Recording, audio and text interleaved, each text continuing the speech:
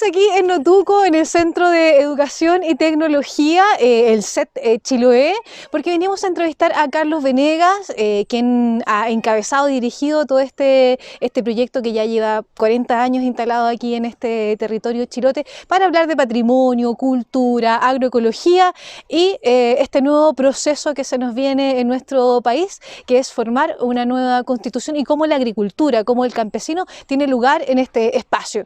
Así es que, como ustedes ya saben, pasen, sienten, caloren. Aquí comienza otro capítulo de Sin Postal Chiloé.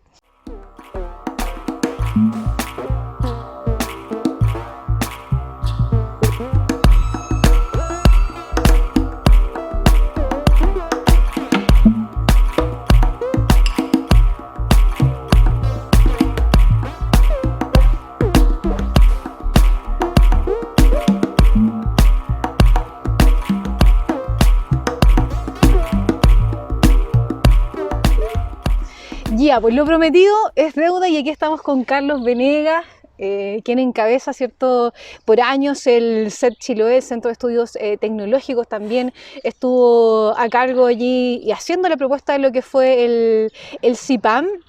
Y con todos esos conocimientos, Carlos, que tú tienes, ¿cuál es tu visión de la agricultura campesina a nivel mundial, planetario? Bueno, buenos días. Tarde. Buenas Estamos tardes. aquí, ¿qué hora es? Son cerca de las 11 de la mañana, esto va a estar grabado, así que va a salir en cualquier momento. Bueno. Bueno, buenos días o tarde o lo que sea. ¿Cómo lo encuentras a la hora que la Claro, gente lo vea? claro. Interesante la pregunta porque hay un cambio muy grande en el mundo y una tensión muy grande en el mundo también. Sobre todo desatada por estos elementos de ahora, que la crisis del COVID mundialmente, también el estallido social en Chile, que marcó muchas cosas de cambios grandes, las visiones que hay. Pero la agricultura mundial, que el marco donde está la agricultura campesina, va por un rumbo que todos entendemos los que trabajamos en esto, que es una crisis total. O sea, todos los conceptos que hay en la agricultura del mundo hoy día es no respetar la diversidad de cultivos, no respetar las culturas tradicionales, fundamentar la alimentación humana en 4 o 5 productos masivos, meter agroquímicos en cantidad increíble, desforestar grandes zonas del planeta para hacer agricultura, meter como solución tecnológica hoy día los transgénicos sin saber qué efectos tienen en la población humana y en la salud. Entonces, en ese contexto tenemos que hablar de la agricultura campesina. Porque en este reservorio que es la agricultura campesina en el mundo, la que no ha cambiado, porque mucha ha ido mutando por efecto de la asistencia técnica, especialmente, que está orientada hacia otro lado. Pero esta agricultura campesina se ha mantenido y que ha conservado sus prácticas, es un reservorio justamente de lo distinto, de lo contrario de todas esas crisis profundas. Mucha diversidad, mucho conocimiento tradicional, muchas prácticas inteligentes de la gente antigua, mucha diversificación de los sistemas productivos. Hay muy pocos campesinos que hacen solo una cosa, y eso es una seguridad para el planeta. Lo hemos visto ahora claramente. Hoy día, cuando queríamos alimentar a la gente en el país en medio de esta cierre de la frontera, nos dimos cuenta que gran parte de la comida venía de otras partes del mundo. Claro. Tú no podías encontrar, por ejemplo, lentejas en Chile porque venían de Canadá. Entonces, primer signo de lo que mucha gente ha venido diciendo mucho tiempo, pero tenía que haber una crisis mundial con muertos y toda esta crisis para entender de que era real, de que los únicos que pueden alimentar a la población sustentablemente, diversificadamente, saludablemente, y más encima manteniendo una cultura que es la base del desarrollo de la gente, son los campesinos del mundo. ¿Y cómo se da esa lucha, o no sé si es lucha en realidad, pero entre la agricultura campesina y la industria que se genera en torno al agro? Que tenemos aquí en Chile, por ejemplo, lo que siembran grandes plantaciones de paltos y dejan luego sin agua a lo que subsisten día a día, que tiene una alimentación quizás más autárquica del día a día. ¿Cómo se ve Bueno, ese? yo creo que ese es un síntoma más de la crisis total que estamos viviendo como sociedad. Nosotros creo que estamos enfrentados a un cambio de época, en el sentido de que la gente se dio cuenta que no podía y no quería, y no queríamos, porque yo me incluyo, seguir soportando este nivel de inequidad, este nivel de desvergüenza de usar las leyes en favor de unos pocos. O sea, el ejemplo que tú das del agua, que se repite en todo Chile, dramáticamente... Y que está directamente relacionado con el suelo y con la agricultura. Evidente, sin agua no hay agricultura y sin agua no hay nada. Pero en Chile tenemos una legislación que protege a los poderosos para que usen el agua para sus aspectos más bien comerciales. Y están todos felices porque eso impacta en el Producto Nacional, el Producto Claro, las grandes cifras. las cifras grandes. Y no les importa que ahí en el valle más abajo esté la gente muriendo de sed, sin agua, sin pozos, sin nada.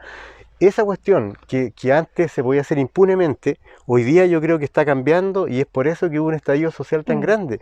Y es por eso que nosotros los que vivimos en el campo y trabajamos en esto, tenemos que ser capaces de salir de esta neutralidad y decir las cosas como son.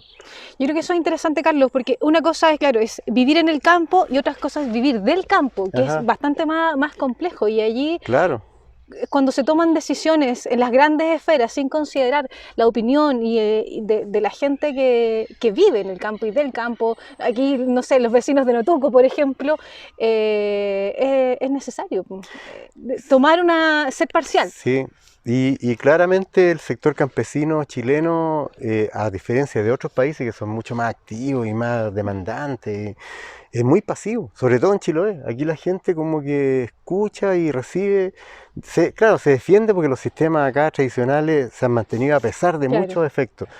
Pero de todas maneras ha ido mutando la agricultura chilota porque los agricultores se van entregando muy simplemente a lo que los técnicos y las propuestas y las políticas de gobierno impulsan, que es transformar a todo el mundo en emprendedores. Esa palabra que encubre un montón de cuestiones detrás, porque emprendedores, ¿qué significa?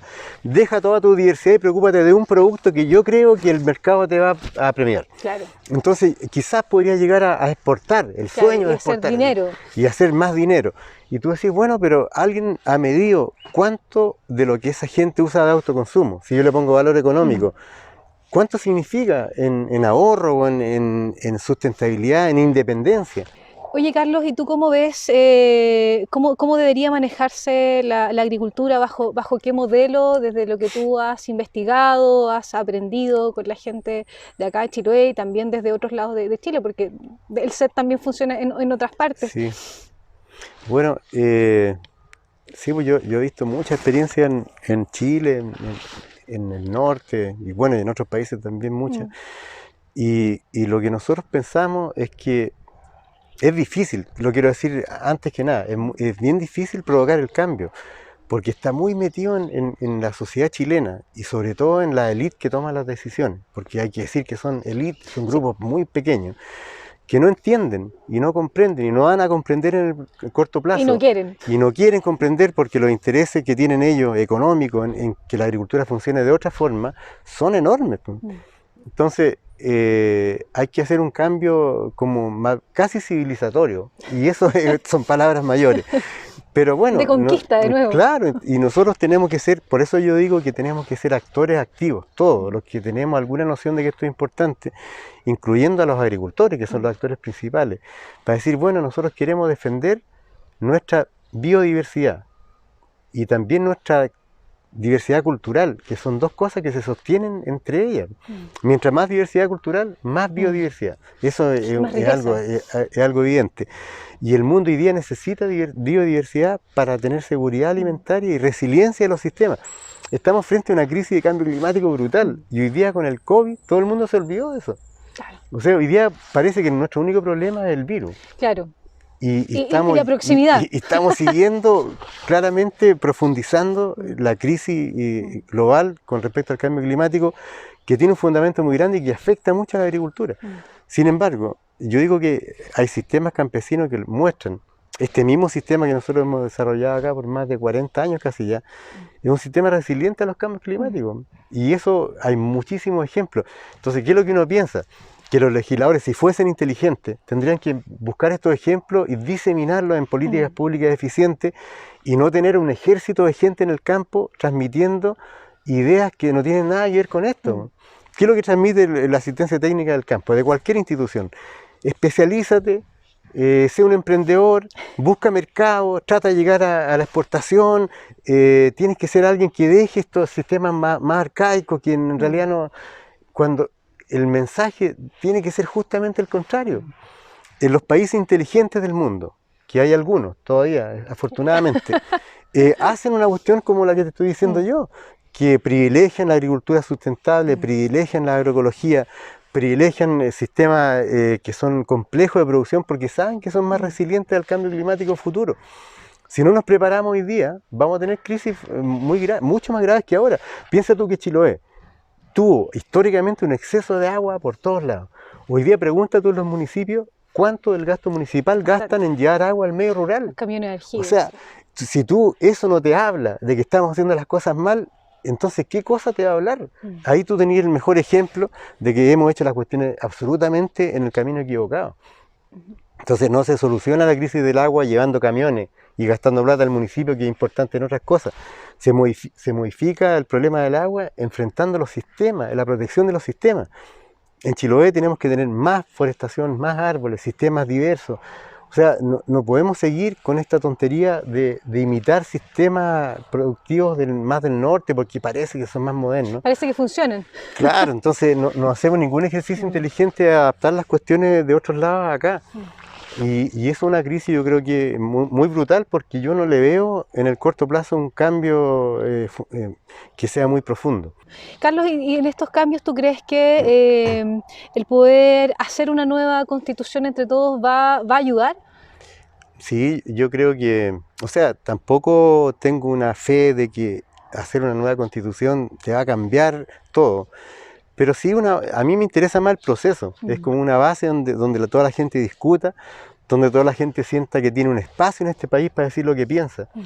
Y donde hagamos por fin un único ejercicio donde las cosas importantes del país no las resuelva un grupo pequeño, elitista, que están comprometidos unos con otros y no se sabe quién es quién, y que están tomando decisiones hace 40 años en función del beneficio de ellos y de un círculo muy pequeño.